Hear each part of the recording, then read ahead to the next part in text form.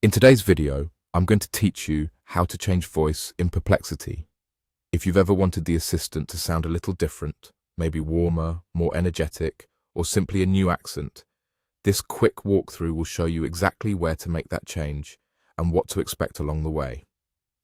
First, open your Perplexity account. You can do this on the web in your browser or in the mobile app. Make sure you're signed in so the preferences you set are tied to your account and apply consistently.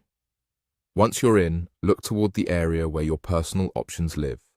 This is usually your account or profile section, often shown as your avatar or an account label. Click Account to open your personal menu. This is where Perplexity gathers everything related to you: profile details, preferences, and tools that help you tailor the experience. From here, you'll see the option that controls how the app behaves and sounds. Next, click Settings. Think of Settings as your control center. It holds the knobs and switches for appearance, notifications, and, importantly for us today, voice. It's helpful to pause here and notice how the options are organized. That way, if you come back later to fine-tune something else, you'll know where to look without hunting around. Inside Settings, click Speech. This section is dedicated to how Perplexity speaks back to you. It's where voice customization lives, and it's designed to be straightforward.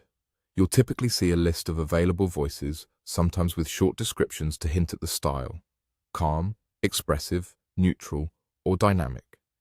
Here is where you can change the voice and select a new one. Browse the list and choose the voice that best fits your preference. If previews are available, take a moment to listen so you can compare tone, pacing, and clarity. Think about where you'll be listening.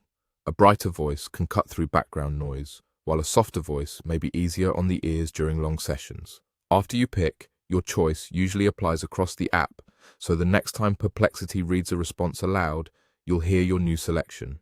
If you switch devices, just make sure you're signed in so the preference carries over.